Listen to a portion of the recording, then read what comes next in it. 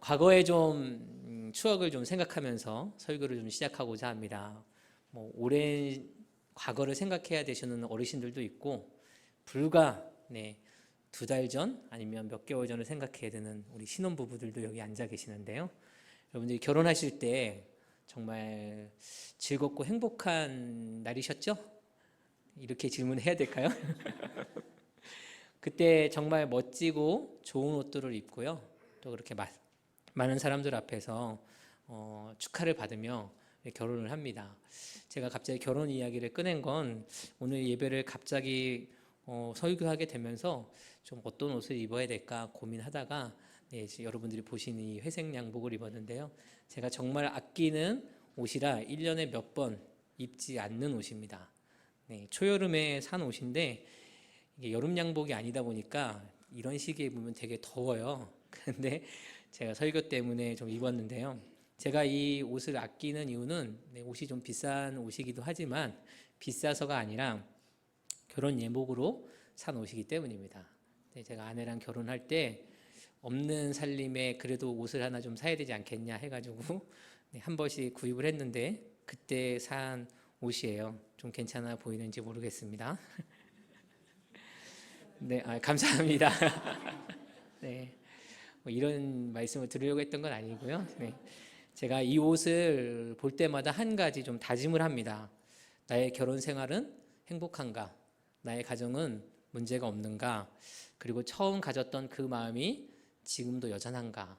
그래서 이 옷을 버리지 않고 정말 제가 살아가는 평생 동안 이 옷을 입으리라, 그리고 이 옷을 간직하리라 그렇게 다짐을 하고 지금까지 한 14년을 지나온 것 같습니다. 아직까지는 입을만 합니다. 1년에 몇 번 안 입어서 그래요. 그리고 아내는 어떻게 생각할지 모르겠지만 저희 결혼 생활도 큰 위기가 없이 지금까지는 잘 지나온 것 같습니다. 물론 우리 권사님들, 장로님들 보시기에 그래 좀 더 살아봐라 이렇게 말씀하실 수 있을지 모르겠고, 저 또한 저기 앉아 계신 두 신혼부부들에게 그래 좀 더 살아보세요라고 말을 할지 모르겠지만 어쨌든 지금까지는 잘 살아왔습니다. 여기서 또 한 가지 좀 생각해 보고자 합니다. 우리는 지금 살고 있는 배우자 혹은 앞으로 만날 배우자 외에 그들과의 결혼 말고도 한 번의 결혼을 더 했습니다. 우리가 신부로서 이 결혼식에 참여하고 있는데요. 이게 무슨 말인가 놀라실 분이 있을 수도 있을 것 같아요. 우리의 신랑 되시는, 그리고 교회의 신랑 되시는 예수님과의 결혼이죠. 짧게는 몇 개월에서 길게는 70년을 훌쩍 넘게 예수님과 함께 사셨을 텐데요. 어떻게 살아보니까 정말 사실만 하셨습니까? 시간이 지날수록 그 예수님과의 동행이, 결혼 생활이 행복하게 느껴지시나요? 감사합니다. 우리가 예수님과 살면서 행복한 이유 혹은 행복하지 못한 이유가 무엇일까요?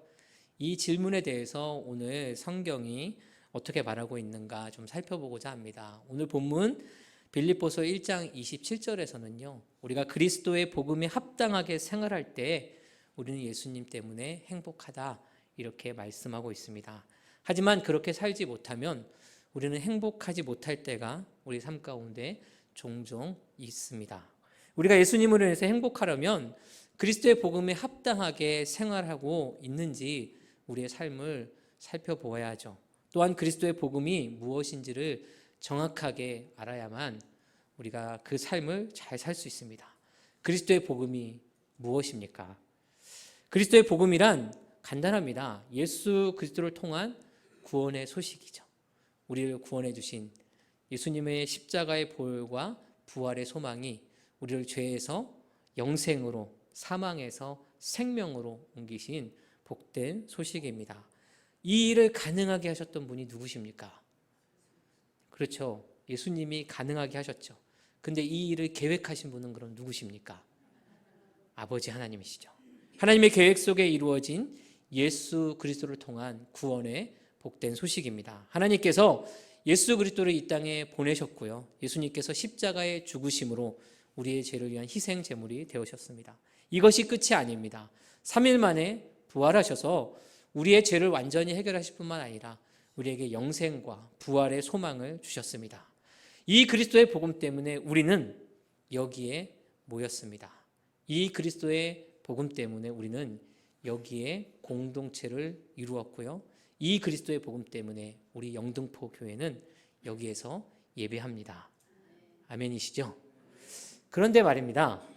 만약에 이 복음이 아닌 다른 이유로 이곳에 나와 있다면요. 우리는 어떤 사람으로 칭함을 받을 수 있을까요? 저는 이렇게 말할 수 있을 것 같습니다. 가짜 그리스도인이다. 거듭난 그리스도인이나 구원받은 성도가 아니라 그냥 종교인으로서 이곳에 앉아 있는 거죠. 그런 모습은 이런 것과 같습니다. 맹목적인 믿음을 가지고 자연 숭배 사상을 따르는 사람들과 다를 것이 없습니다. 우리가 잘 알고 있는 샤머니즘을 숭배하는 사상이죠. 물론 이제 복음을 막 듣고 받아들여서 더 알아보려는 마음으로 이곳에 예배하는 분들이 있을 수 있습니다. 만약 그런 분들이 이곳에 있다면 저는 이렇게 말하고 싶습니다. 정말 잘 오셨습니다. 오늘 이 자리에서 나를 위해 죽으시고 부활하신 예수님을 나의 구주로 영접하십시오. 그리고 예수님의 가르침을 따라 사는 그리스도인으로 우리와 함께 사시길 초청하고요. 이 거룩한 무리의 한 사람으로서 성도의 삶으로 들어오시길 주님의 이름으로 축복합니다. 그렇다면 그리스도의 복음을 받아들인 우리는 어떤 삶을 살아야 할까요? 오늘 본문은 첫 번째 1장 29절에서 우리에게 이렇게 이야기합니다. 그리스도와 함께 고난도 받아야 합니다. 우리 1장 29절 말씀을 한 번 더 같이 읽도록 하겠습니다. 그리스도를 위하여 너희에게 은혜를 주신 것은 다만 그를 믿을 뿐 아니라 또한 그를 위하여 고난도 받게 하려 하심이라. 아멘. 그리스도의 복음에 합당한 삶은요, 고난도 그리스도와 함께 받는 삶입니다. 우리는 하나님을 믿고 예수님을 믿으면 고난과 고통은 없을 것이라는 그런 착각을 하며 살아갑니다. 그렇지 않습니다. 우리 성도님들이 저보다 더 오랜 세월을 살아보셔서 잘 아시겠지만 예수님 때문에 그리고 복음 때문에 이 땅에서 겪는 고난과 어려움이 많이 있습니다. 이것은 비단 우리만 겪는 고난이 아니고요. 사도 바울이 이미 복음 때문에 수많은 고난을 겪었고 이제 빌립보 교회 성도들에게 편지하면서 이와 같은 고난의 싸움을 잘 싸우라고 오늘 본문 29절을 통해 격려합니다. 그리고 이어지는 1장 30절에는 이렇게 말씀을 하죠. 함께 읽습니다. 너희에게도 그와 같은 싸움이 있으니 너희가 내 안에서 본 바요 이제도 내 안에서 듣는 바니라. 아멘. 바울의 삶을 잘 알고 있었던 빌립보 성도들에게 바울은 이렇게 말합니다. 나의 삶을 통해서 그와 같은 싸움이 있음을 너희가 잘 보았지. 그리스도와 같은 고난을 겪고 있는 성도의 삶을 너희들이 잘 보았다라고 말하죠. 그리고 이제 너희가 계속해서 나를 통해 그 이야기를 듣고 있다. 그렇게 말하고 있습니다. 즉 바울은 과거에만 그리스도의 고난을 위해서 싸운 것이 아니라 지금도 그리스도의 고난을 위해 함께 복음을 가지고 싸우고 있는 그런 삶을 계속해서 살고 있고 그 삶을 빌립보 교회 성도들이 편지를 통해서 인편을 통해서 계속 듣고 있다는 것입니다. 그리고 바울은 이런 모습이 바로 너희들의 모습이 되어야 된다고 권면하죠. 이런 모습을 빌립보 성도들도 배웠고요. 그리고 이 빌립보서 성경을 읽은 후대의 성도들도 배웁니다. 복음을 위해 이런 고난의 싸움을 시작한 성도들이 우리나라에도 영향을 미쳤는데요. 복음의 불모지였던 조선 땅을 하나님의 사랑으로 그리스도의 사랑으로 품고 그리스도의 고난에 동참하기 위해서 죽음을 각오하고 먼 곳을 달려와서 헌신하고 죽어간 수많은 선교사님들이 그 고난에 동참하신 분들입니다. 그리고 그 선교사님들로부터 복음을 받아들여서 성경을 배우고 신학을 배우고 어두운 현실에 있던 이 조선 땅에 빛을 비춘 우리 믿음의 선배님들이 그런 삶을 함께 살아가셨죠. 이 선교사님들과 조국교회 초대의 모든 성도님들이 있었기에 우리나라는 지금의 영광을 누리며 살아갑니다. 학교도 병원도 우리가 누리는 모든 문화시설들이 이분들로부터 시작되었음을 우리는 잘 압니다. 그리고 독립의 기쁨도 마찬가지죠. 우리가 자유와 평등을 이야기하는 나라를 세울 수 있었던 건 이런 성도님들과 선교사님들의 헌신의 발판이 있었기 때문입니다. 우리가 아는 유명한 역사적인 인물들만 그런 일을 감당한 것이 아니라 우리가 알지 못하는 무명에 가까운 많은 성도님들이 고난에 동참하였고 희생과 수고로 교회를 지켰고 나라를 지켰기에 가능한 일입니다. 특별히 우리나라는 외국의 선교사님들이 들어오시기 이전에 무명의 인물들이 한글로 번역된 성경을 이 땅에 먼저 가지고 들어왔기 때문에 그들이 목숨을 걸고 그 성경을 갖고 들어와서 이 땅에 성경이 먼저 들어오는 그런 역사를 이루었기 때문에요. 조국 교회가 성경 중심의 말씀 중심의 신앙을 지금도 잘 달려가고 있는 것입니다. 그들은 우리가 이름도 알지 못하는 그런 사람들이고요. 그리고 그들의 신분은 정말 천민에 해당하는 사람들이었습니다. 이제 이 고난의 싸움의 바통을 우리가 이어받았습니다. 우리도 그리스도의 복음에 합당한 삶으로 우리에게 주어진 고난을 묵묵히 견디며 나아가야 합니다. 세상이 우리를 알아주지 않아도요. 우리가 복음을 전할 때 그들이 복음을 받아들이지 않아도요. 우리가 그 복음대로 살아가는 것을 환영해 주지 않아도요. 우리는 그리스도의 복음에 합당한 삶을 포기하지 말고요. 그 고난에 동참하는 모습으로 나아가야 합니다. 그럴 때 외모를 취하지 않으시는 하나님께서 우리의 중심을 보시고요. 하나님께서 우리의 모든 고난을 다 알고 계십니다. 위대한 믿음의 선배님들과 함께 하나님의 생명책에 우리의 이름도 기록되는 줄 믿습니다. 현실의 삶 속에 조그만 고난이 찾아올 때 우리가 원망이나 불평하기보다는요. 예수님 때문에 죄사함 받은 이 작은 죄인이 내가 예수님의 고난을 조금이라도 이해할 수 있도록 이 어려움을 주심에 감사합니다. 기도하면서 그리스도인이요 성도로 부끄럽지 않게 이 고난을 이기게 하옵소서. 함께 기도하는 우리 성도님이 되시기를 주님의 이름으로 축복합니다. 우리가 그리스도의 복음에 합당한 삶의 두 번째 모습은 한 마음으로 하나가 되는 모습입니다. 우리는 예수 그리스도의 복음 안에서 한 마음으로 하나가 되어야 합니다. 요즘 우리 조국교회가 이 부분이 잘 되지 않아서 사회적으로 더 많은 질타를 받고 있습니다. 저기 길 건너 교회는 사랑이 없다 이야기하고요. 저기 언덕 위의 교회는 성도들 간에 화목하지 않아. 이런 말들을 우리가 너무나 쉽게 하고요. 또 우리가 쉽게 듣습니다. 왜 그렇습니까? 오늘 말씀에 의하면 그리스도의 복음에 합당한 삶이 없기 때문입니다. 우리가 그리스도의 복음 안에서 한 마음이 되어야 되는데 그렇지 못하기 때문에 이런 이야기를 쉽게 하고 또 이런 말을 우리 귀에 쉽게 듣는다는 거죠. 그렇다면 우리 재건 영등포교회의 모습은 어떻습니까? 분명 연약한 모습이 있습니다. 우리는 그것을 깨닫고 그리스도의 복음 안에서 변화되어 가야 합니다. 1948년부터 70년이 훌쩍 뛰어넘는 시간을 쉼없이 달려온 우리 교회이지만 어쩌면 주님이 오실 때까지 가야 할 길이 더 멀고 더 길 수도 있습니다. 그렇기 때문에 우리는 그리스도의 복음 안에서 한 마음을 품고 함께 달려가는 이 모습을 반드시 회복해야 되고요. 이 모습들을 우리의 신앙의 후배들과 자녀들에게 물려주어야 합니다. 우리 교회 하나님의 은혜를 맡기고 있잖아요. 이 하나님의 은혜와 사명과 비전을 품고 함께 달려가기를 주님의 이름으로 축복합니다. 그리스도의 복음에 합당한 삶으로 한 마음을 품어 하나가 된다는 의미가 무엇입니까? 우리가 그 의미도 잘 알아야겠죠. 그냥 입술로만 우리가 한 마음을 품었습니다. 우리가 하나입니다. 이렇게 고백하는 것으로 다 되는 것은 아닙니다. 그리스도의 복음 안에서 진정한 한 가족이 되었음을 말하는 거예요. 우리가 일반적으로 가족이라 하면요. 슬픔과 아픔과 고통과 또 기쁨과 행복을 같이 느끼고 공유합니다. 가족일 때 부모님과 형제 자매 남매의 죽음 앞에 질병 앞에 사고 앞에 슬퍼하지 않을 사람이 없고 아픔을 느끼지 않을 사람은 없습니다. 또 가족이 승진하고 상을 받고 합격을 하고 결혼하고 출산하는 이 모든 기쁨을 함께 누리지 않는 가족도 없습니다. 그런 걸 함께 누리지 못한다면 그것은 비정상적인 가족의 모습이죠. 그리스도의 복음을 통해 하나님을 아버지로 믿고 인정한 교회 공동체는 이런 한 가족과 같은 모습을 보여야 합니다. 교회 시대 안에 이 시대의 가치관을 없애야 되는데요. 그것이 뭐냐면 나만 아니면 되고 내 혈육의 가족만 아니면 괜찮다라는 생각입니다. 다른 사람의 아픔과 고통, 그들이 뭔가 잘못했기 때문에 겪는 것이고 당하는 것이고, 그들이 건강할 때 건강을 돌보지 않았기 때문에 그런 질병을 당하는 거야.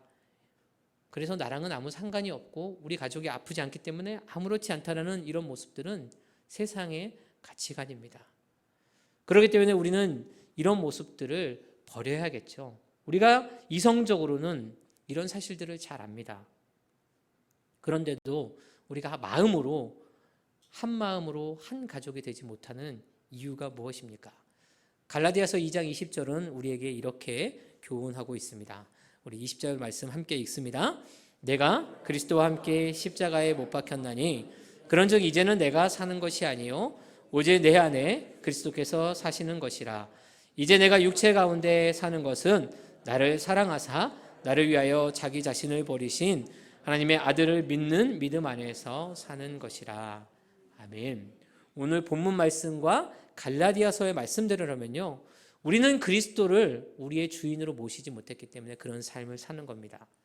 우리는 그리스도와 함께 십자가에 못 박혀야 합니다. 그러나 현실 가운데서는 전혀 그렇지 않다는 거예요.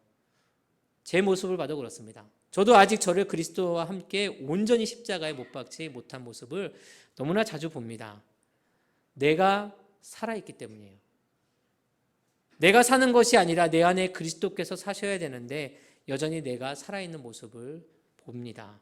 하나님의 아들이 자신을 버리셨던 것처럼 우리들도 우리의 삶 속에서 내 자신을 버리고 예수님의 통치 아래에 살아가야 합니다.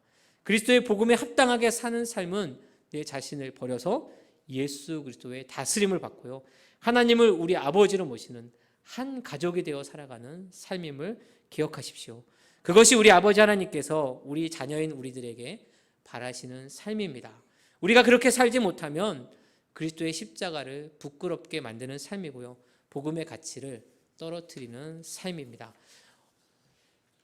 십자가로 이기게 하셨기 때문에 우리가 그 십자가로 이기는 삶을 살기 원합니다.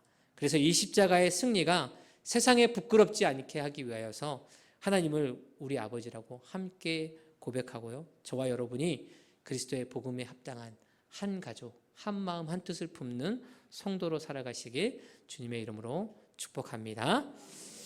마지막 그리스도의 복음에 합당한 삶의 세 번째 모습은요, 겸손입니다. 2장 3절 하반절에 보면 겸손한 마음으로 각각 자기보다 남을 낮게 여기라 말씀하십니다. 우리가 겸손하다는 것은요, 내 자신을 그냥 바짝 낮추는 것으로 끝나지 않습니다. 내 자신보다 다른 사람을 더 높게 여기고요, 그들을 그 높게 여기는 가운데 섬기는 모습이 있는 것입니다. 그런데 현실은 그렇지 못하죠. 우리는 나보다 못한 점을 다른 사람들에게서 찾습니다. A는 뭐가 나보다 못하고, B는 뭐가 나보다 못하고, C는 다 가진 것 하지만 이거 한 가지는 나보다 못해 라고 이렇게 말을 하는 거죠. 그러면서 내 자신에게는 후한 점수를 줍니다. 우월감에 빠져 있죠. 반대로 또 너무 자존감이 낮아서 모든 것이 다 비관적인 사람들이 있습니다. 이것이 현실이고 우리의 실제적인 자화상이에요. 우리는 복음 안에서 이 모습을 버려야 합니다. 오늘 장로님께서 제 설교를 다 아시는 것처럼 기도해 주셔서 뒤에 앉아 있다가 정말 깜짝 놀랐습니다. 장로님의 기도 가운데 우리가 고난에 동참하고 겸손하게 살아가야 되는 그 말씀의 모습들이 다 녹아져 있었거든요. 오늘 본문에서 말하는 겸손이 그렇습니다. 단순히 내 자신을 낮추고 90도로 인사 잘하는 그런 모습으로 끝나는 것이 아닙니다. 나보다 남을 더 높이는, 낮게 여기는 그런 마음으로 다른 사람들의 일들을 함께 돌보는 그 모습으로 나아가야 하는 거죠. 예수님께서 자신을 낮추시는 모습과 다른 사람들의 일을 돌보시는 모습을 동시에 보여주셨습니다. 그렇기 때문에 우리는 그리스도의 복음에 합당한 삶의 모습을 통해서요, 나보다 남을 더 높게 여기면서 동시에 높게 여겼기 때문에 그 사람들은 다 잘난 사람이니까 알아서 살아갈 거야, 그런 마음으로 놔두는 것이 아니라 그들의 삶의 모습들을 살피면서 다른 사람들의 일을 돌아보는 그 모습이 우리에게 있어야 합니다. 내가 더 연약하고 도움이 필요한 존재라고 생각하는 그런 모습을 버려야 하는 것이죠. 그리스도의 복음 안에서 겸손한 성도는요, 어떤 일에도 다툼을 일으키지 않습니다. 그리스도의 복음 안에서 겸손한 성도는 경쟁심 때문에 다른 사람을 짓밟지 않습니다. 그리스도의 복음 안에서 겸손한 성도는 허영으로 일하지 않습니다. 주님의 교회 안에서 이 겸손을 잃어버리기 쉬운 사람이 누구냐면 사실은 저와 같은 교육자들이죠. 왜냐하면 성도님들로부터 항상 대접을 받고 부족해도 늘 칭찬해 주시기 때문에 우쭐댈 수 있습니다. 그래서 교육자들이 하나님 앞에서, 성도님들 앞에서 더 겸손하게 살아가야 합니다. 제가 지금까지 부교육자로 섬겨왔던 모든 교회의 담임 목사님들께서도요, 항상 교육자들에게 강조하는 말씀이 이 말씀이에요. 늘 겸손해야 된다는 거죠. 교만하지 말자는 겁니다. 저도 사역을 하면 할수록 이 마음을 전적으로 공감하고 동의합니다. 그래서 우리 성도님들이 한 가지 해주셔야 될 일이 있습니다. 저 많이 부족하기 때문에 그럴 일은 없지만 그런 부족함 가운데서 제가 교만함에 빠져서 어깨가 높아지고 목이 굳은 백성이 되었을 때, 겸손을 잃어버렸을 때 우리 성도님들이 넌지시 저에게 찾아오셔서 목사님 요즘 좀 교만하신 것 같습니다. 이렇게 쿡 찔러주셔야 돼요. 그렇지 않으면 이 교육자라는 자리가 항상 교만해질 수 있는 자리입니다. 항상 부족한데도 부족함을 깨닫지 못하는 그런 자리가 될 수 있습니다. 사랑하는 성도님들, 우리가 그리스도의 복음에 합당한 삶인 이 겸손의 모습을 늘 간직하면서 주님께 영광을 올려드리는 한 가족이 되시기를 주님의 이름으로 축복합니다. 한 가지 예화를 나누고 오늘 말씀을 좀 정리하기 원합니다. 이 예화는 따뜻한 하루라는 어떤 공동체에서 보내온 메일의 내용입니다. 한 스승이 마지막 수업을 합니다. 스승은 제자들을 데리고 들판으로 나가서 빙 둘러 앉게 했습니다. 그리고 제자들에게 질문을 합니다. 지금 우리가 앉아있는 이 들판에는 잡초가 가득하다. 어떻게 하면 이 잡초들을 없앨 수 있겠느냐? 평소에 생각해 본 주제가 아니기 때문에 제자들은 그냥 상식적인 손에서 건성으로 대답을 합니다. 한 제자가 이렇게 말을 합니다. 삽으로 땅을 갈아 엎으면 됩니다. 불로 태워버리면 금방 없앨 수 있을 것 같습니다. 뿌리째 뽑아버리면 될 것 같습니다. 이렇게 다들 상식선에서 대답을 했습니다. 스승은 이런 제자들의 모든 대답을 경청해서 들은 다음에 이렇게 말합니다. 이것이 우리의 마지막 수업이다. 집으로 돌아가 각자가 말한 대로 자신의 마음에 있는 잡초를 없애보아라. 만약 잡초를 없애지 못했다면 1년 뒤 다시 이 자리에서 만나자. 그렇게 인사를 하고 헤어졌습니다. 1년이라는 시간이 금방 지나갔습니다. 제자들은 자신들의 마음속에 무성하게 자란 그 잡초들 때문에 고민하다가 스승의 약속이 생각이 나서 그 자리에 다시 모여들기 시작했습니다.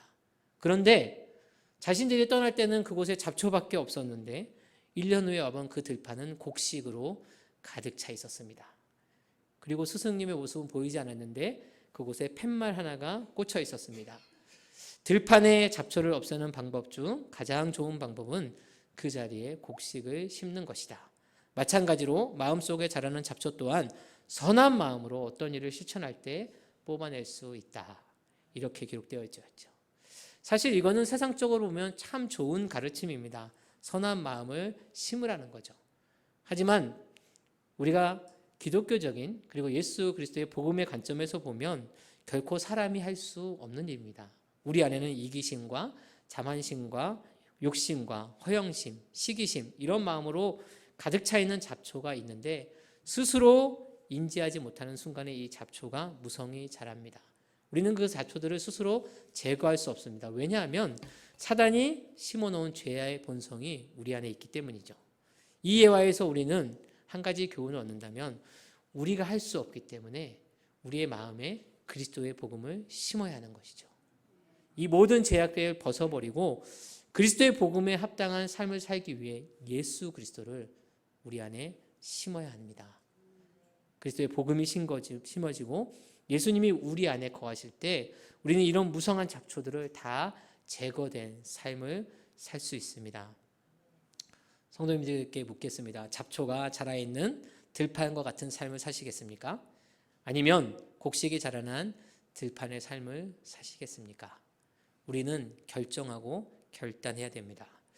오늘 말씀을 통해서 우리는 이렇게 고백해야겠습니다. 우리가 그리스도의 복음에 합당한 삶을 산다면 고난도 잘 이겨낼 수 있습니다.